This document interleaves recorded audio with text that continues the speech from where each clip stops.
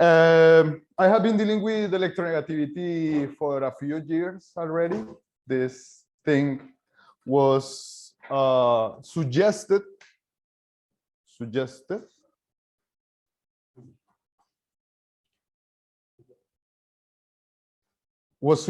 me. Oh, is this one? Okay, now. So this question about what electronegativity or what was the reference of this property was something that Klaus suggests me in order to make study cases about what chemical properties can be and if they have different kind of a structure that properties in different disciplines and so forth and so on. So it was more a kind of search for the source or the reference of what electronegativity was, but suddenly this question finished in this paper in which we realized that electronegativity is multiple. And something that is related with this multiplicity is the idea that it needs to be measured with different domains. So you can obtain values for electronegativity using thermodynamics, spectroscopy, or different sort of properties that you can relate in order to elaborate a table of electronegativity, no? Which element is more electronegative than the other. So in general, when it is said what electronegativity is, the main character that comes to the fore is Linus Pauling. Linus Pauling was, let's say, the first to introduce an idea of electronegativity that can be quantified. This power of an atom to bring electrons through itself. Historically, the first time that Louis Pauling gave this sort of precise definition or more spelled out definition of what electronegativity was, he was working in the development with one guy called Dom Just in the synthesis of some compounds between fluorine and xenon. So they were trying to compare highly reactive halogens with at least one part of the noble gases. So they were trying to develop this idea. Why electronegativity is important for chemists? I will claim that the first to introduce this idea of an asymmetrical behavior of electrons was Gilbert Newton Lewis. The idea of electrons being shared between atoms was really relevant in order to change taxonomy in chemistry. Lewis, pretending his 23 and his 1916 articles, changed the nomenclature, the taxonomy of chemistry from this idea of being organic and inorganic into a more general category of being polar or non-polar. And that's why the reason the mobility of electrons give us certain idea of type of chemical combinations. Covalent substances in general have more symmetric sharing of electrons, and ionic type of substances have a big asymmetry in the way in which they share these electrons. These asymmetries are really important in the study of mechanisms of reaction in chemistry. You need to know, in order to understand how chemical structures change in organic chemistry, you need to have certain idea about polarity in order to understand nucleophilic or electrophilic substitutions. Electronegativity is a shortcut that allows you to do this very rapidly. Yeah, it's a very useful shortcut. However, although electronegativity helps us to give sense to this kind of general statements, we have certain exemplars of what is being highly electronegativity, being an element with a high degree of electronegativity, as fluorine as the best example. What does this mean? That in this situation of a combination of fluorine with another element, always the electrons will be more closer to fluorine because it's more electronegative than the other elements. So The differentiation between electronegativities of two elements will give you, let's say, the degree of shading of electrons in a bond. And with that, you can explain and try to reconstruct different chemical properties, different process of solution, physical properties, or chemical properties that change in identity between chemical substances. So one of the important things is that as many other properties in chemistry is not susceptible to be directly measured. That meaning that there is no such a thing as an apparatus called an electronegativimeter. No, it doesn't have this kind of access. However, we can obtain actual measurements of values for different elements, part of molecules, or even bonds, or different states of oxidation. You can ascribe numbers to this sort of properties. When I'm saying that electronegativity is not accessed in a direct way, I'm saying a little bit more than properties like this one, that the ionization potential or electron affinity, in which you actually have an experiment that allows you to understand certain physical property, and that the pointer of that instrument will give you the value of ionization potential. No, so there are certain things that are useful in chemistry that are susceptible of being direct measured, but direct with quotation marks, in the sense that they need to be built regarding the position of the pointer in an instrument and the final state of the same system, let us say. So one of the main problems to the access to electronegativity is one of the main problems of electronegativity is the problem of empirical access. Quantum chemists has been very suspicious about the possibility of actually measuring electronegativity, because the partition of what an atom in a molecule is in quantum chemistry is highly difficult. And even just in theoretical terms, doing this in empirical ways is highly difficult. Like obtain measurements for certain things that happen inside molecules and that are elemental or atomic properties. So all of these guys I'm putting here are more or less not so confident about the possibility of obtaining measurements. And these have different reasons, but the important part is all of them will postulate a scale of electronegativity, even if they are denying that there is an actual measurement of this property. So when we talk about properties in chemistry, we refer to different types of things: aromaticity, acidity, basicity, being more electronegative than. And this problem of empirical access of electronegativity is what make that quantum chemists are not so reluctant to really accept electronegativity as a sort of property, but more like a factor that can allow to relate different physical quantities to elements or chemical reactions. So in general, when quantum chemists are trying to understand what electronegativity is, and this problem of the empirical access, always going to ask this question: is electronegativity actually a quantity, something that has a structure that can be captured through quantification and so on, or something that can be measured? No, a quantity is something that can be measured. As far as you don't have this privileged access, or that the access to electronegativity is really difficult, in general, quantum chemists will say, no, electronegativity is not a property, we should abandon. I will say more about this positions about what electronegativity is following the theoretical description of quantum chemistry. So there are certain parts, mainly from the hardcore valence bond models, to describe electronegativity as a real property. It's a chemical property that contains something that can be captured to measurement or that can be quantified, and is this power of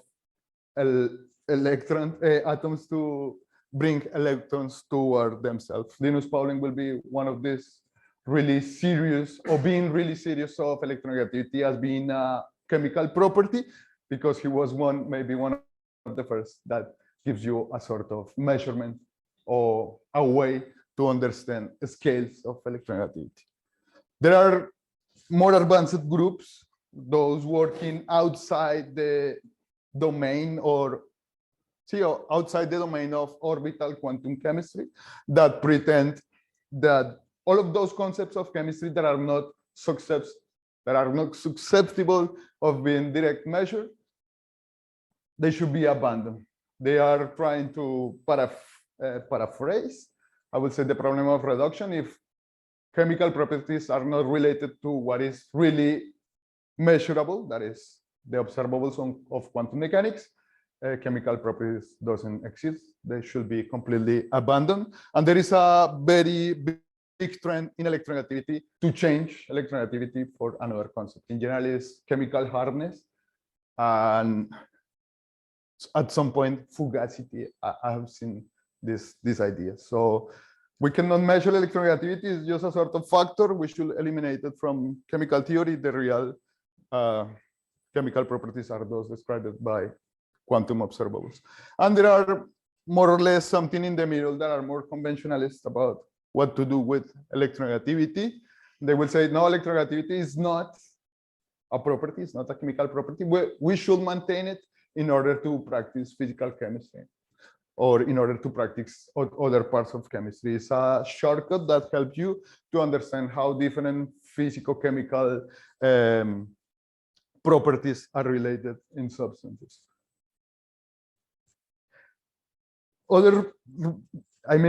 Another reason to be suspicious from the perspective of a quantum chemist about electronegativity as a property is the same way in which quantum mechanics works. No, there are certain exact solutions.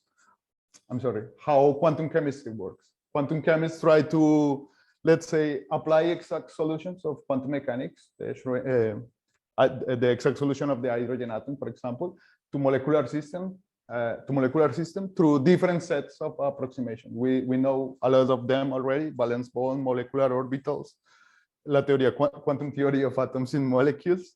And with this approximation, the idea is to understand how the energy of the system works, and how with this energy we can recover classical concepts that have been in chemistry previously to the development of quantum mechanics. One of them, acidity today, homolumo type of description. Electronegativity, even if Klaus doesn't agree, is a concept that was quantified thanks to quantum mechanics in certain ways. So as a result of this multiple modeling about the same thing, you will have different ways to understand electronegativity, and I will claim concepts like acidity too. So, and it's not just that they are different concepts of electronegativity, they cannot be applied to different parts of molecules or different chemical species, orbitals, radicals, ions, and so on and so forth. With the specialization of electronegativity, there are more degrees of application of the concept.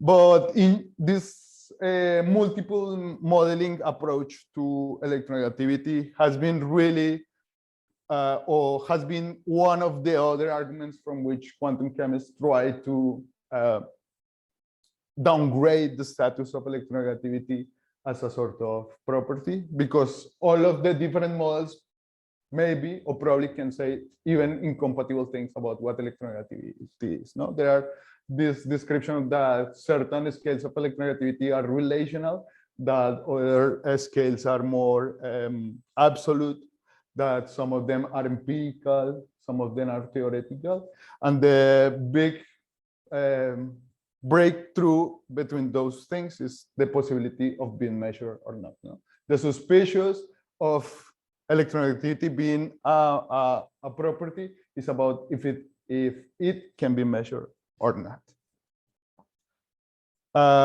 There were at least two different approaches to electronegativity, or the first two big quantification of this property arose in two papers, one of Linus Pauling on 32 and the other of Sanderson-Mulliken in 1934. One really interesting part of this, or one interesting part of the history, is that even Mulliken was an advocate of molecular orbital. His first quantification of electronegativity was using valence bond type of, let's say, orbitals. So the idea of electronegativity is try to understand this sharing of electrons. No? So there are these kind of systems that we know that are homopolar systems in which the both atoms have the same kind of power for the electrons. So the shading is completely symmetrical. But the idea is try to understand the situation in which there is a symmetrical shading of electrons, but both with two different elements. No? So one way to do this is using thermodynamical measurements. There is a way in which you use general thermodynamics in order to obtain values of how there is a sort of ionic component in the bond. And if you can reconstruct that component in the bond, that will be a measure of electronegativity. So the first time Linus Pauling give a sort of number to an element, or a value for electronegativity for an element, was using just thermodynamical arguments. He developed what was electronegativity using this model, and the use of that model allowed him, let's say, to quantify electronegativity. In the other case, Mulliken was more close to spectroscopy. He was more into the obtention of ionization potentials and electron affinities. He's better known as an spectroscopist. And the way in which he developed measurements for electronegativity was using ionization potential. So using just ionization potential allowed him to obtain values for electronegativity that are absolute, in the sense that they don't need to be a comparison between two states. With the spectroscopical approach, you can ascribe values for electronegativity to isolated atoms, just knowing the ionization potential. So the important part here is this a measurement. This is the question I would like to, or this is the question I'm asking myself. We have this property. However, we don't have this materiality of certain instrument that, as a result of the experience, will give you a number of electronegativity for, say, X element. However, we as a chemist, or I tend to believe that we actually are measuring electronegativity, even if we are not using an apparatus that points out the value of something similar has been said here or about the discussion of acidity. There are certain measurements of acidity that are more materially rooted, I will say, with this pH meter. But there are different ways to ascribe numbers, if you want to call this a measurement, for Lewis acidity or for the description of molecular orbital. One of the surprising things about electronegativity is that different domains of measurement will give you the same ordering of the elements, or pretty close the same ordering of the elements.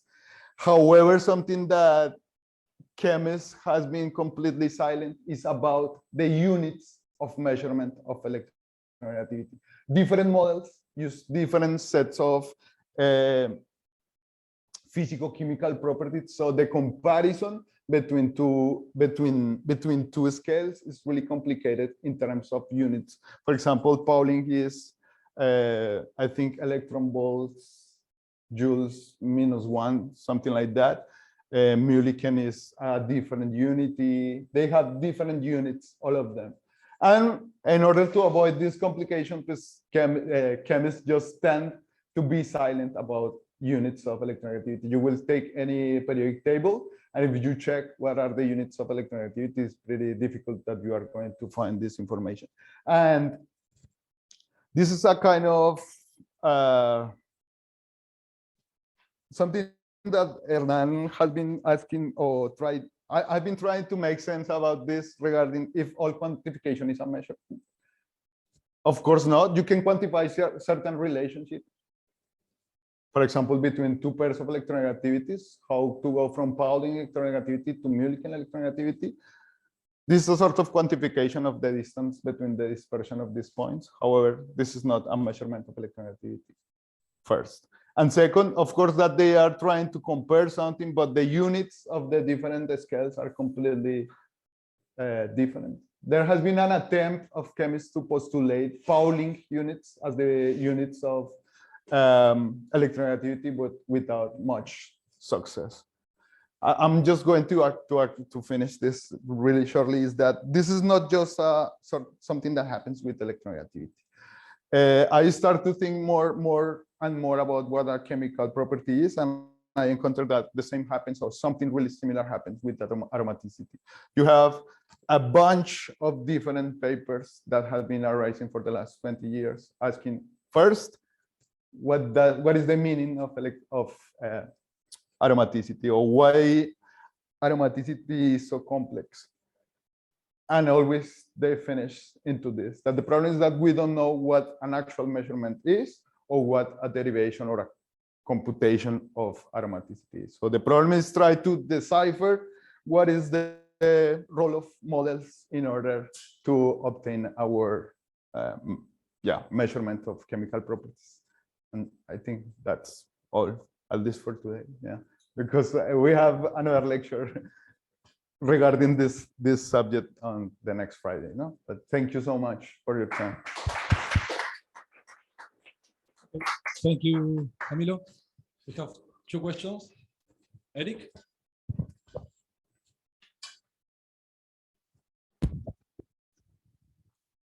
Thank you, Juan Camilo. Two brief comments. The diagram you had, wait a minute. The diagram you had comparing, this one. The diagram on the right-hand side finally made me realize the significance of that measure of electronegativity. It's a very, very elegant way of showing it. Oh, thank you. I've been teaching this for years, but I never quite understood that that's what was going on in Mulliken.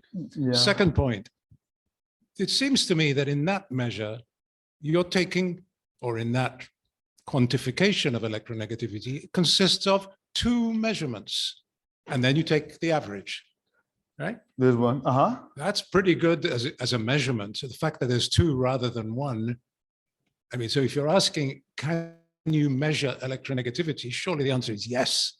Yeah, it takes two measurements, but they are both measurements, whereas the Pauling one is not. The Pauling one is much more cooked up, and you're using a arithmetic mean instead of, and so on and so on. Completely agreeing with that. Yeah, I don't have much to add. Why is there any doubt about it being a measurement? Because I will say that it's kind of different the way in which you read, and why you don't call it a quantification. You just have two different outcomes of an experiment, and you make certain mathematical operation, you obtain a value. Why you don't call that a quantification? I'm not putting the opposite round just to make the example I want to make. You can call it a quantification too. No, it's you have certain things that you measure in the laboratory. So the thing that disqualifies it from being a measurement is that it's two measurements. It might be. That seems trivial. No, I will say that the disqualifying it as a measurement is because you need to develop all this model in order to arrive here. No. I don't know if I just put it like in the shorter version, but there is a full quantum mechanical description of it. I mean, the result is this is the clean version, so to say. This is the clean version of the. No, you need it. Actually, you need it. If you can compute it, even that's why Mulliken presented a bigger table than Linus Pauling, because first they have more ionization potential data, I want to say, but you can calculate it too. No.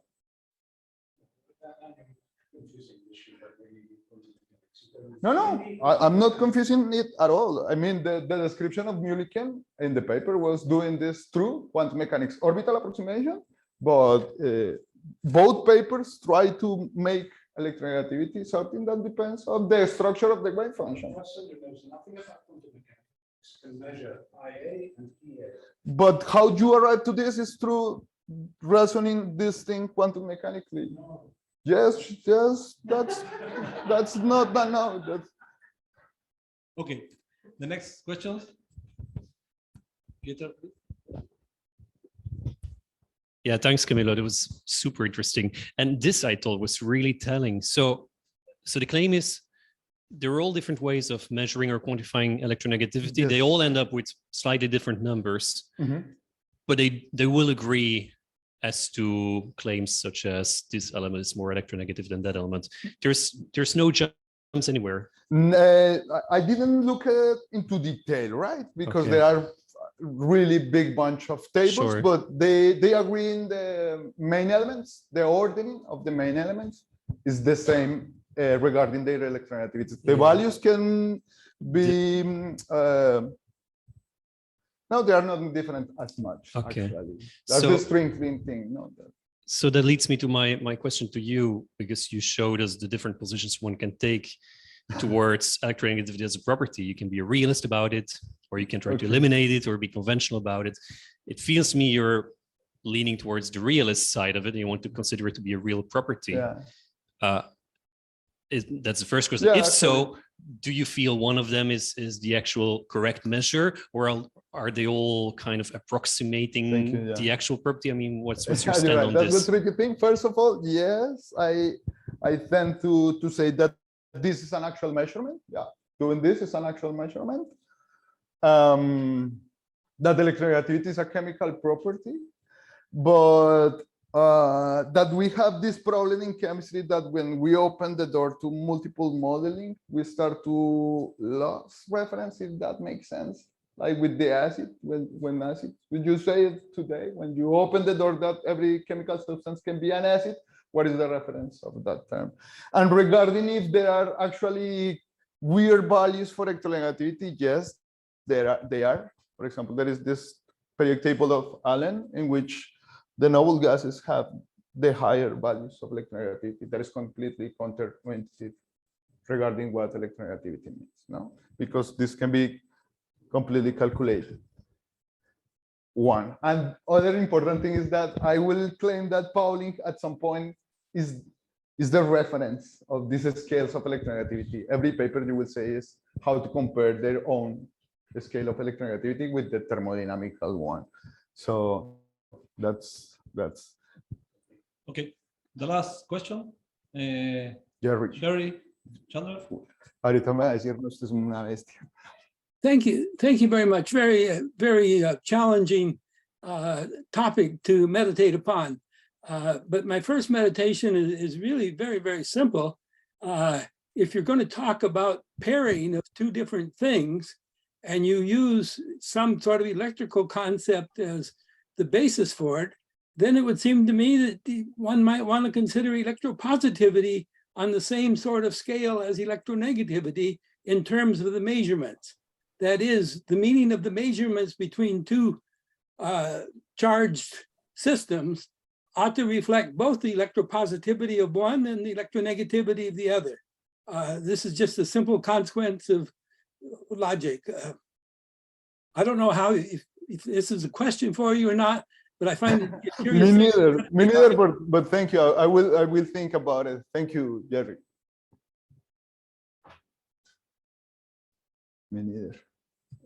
Okay, the last one, because Olympia is No, we have been discussing Olympia this is for. first, and I We have forgot. been discussing this for a. Yes, we have been discussing this, but I'm really, I want to say that you know what I will say, but I want to say to everybody that I'm absolutely shocked that somebody can make a ratio between two quantities, no matter if they refer or not, that have different units. I mean, it's like make a ratio between, yes, 6 cows and 3 pigs. I American mean, versus Pauling. for Huh? example. Yeah. Show yeah, the this one. other, I mean, That's what I mean with units. No? no, la siguiente. What's that? What does it mean? These are two different, This is these two magnitudes have different units. So you are making a ratio between two, in a certain sense, you are saying Mulliken electronegativity cross the Pauling electronegativity is equal to 3 point. It cannot. There are units. I mean, it's something that in general, well, perhaps for me, something completely, I would say, unacceptable. Yeah, that's the idea. Yeah. Yes, but one thing is to say I can have a correlation between things that perhaps have nothing nothing in common. You can make correlation between things that have absolutely nothing in common, but making, comparing magnitudes that have different units and trying to understand if they are, I mean, how they refer to something that is the same if they have different units. For me, it's very, very difficult. Okay. Well, I suppose that this is one difference. Well, we were discussing that, but I needed to say that because I'm really shocked with that. I'm not saying that I'm right. I only want to express my surprise. Only that. Not just following this thing. If there is all of this kind of comparison are just to trying to see how far are the postulated electronegativity, in this case Mulliken, with what I claim the best or the set of the best measurements. So this is the kind of comparison. How far we are of the thermodynamical data, more or less. Maybe another way to put it is that rather than doing just a pairwise comparison, it's actually a four-way comparison. This is to that as that is to this, and so you're actually doing four things at the same time, not just two. And then it makes sense because what you're talking about is relative to each other. What are the relationships between them? But you need more than just two. You need a whole, that's why you need a scattering of these things. Okay, thank you, Camilo.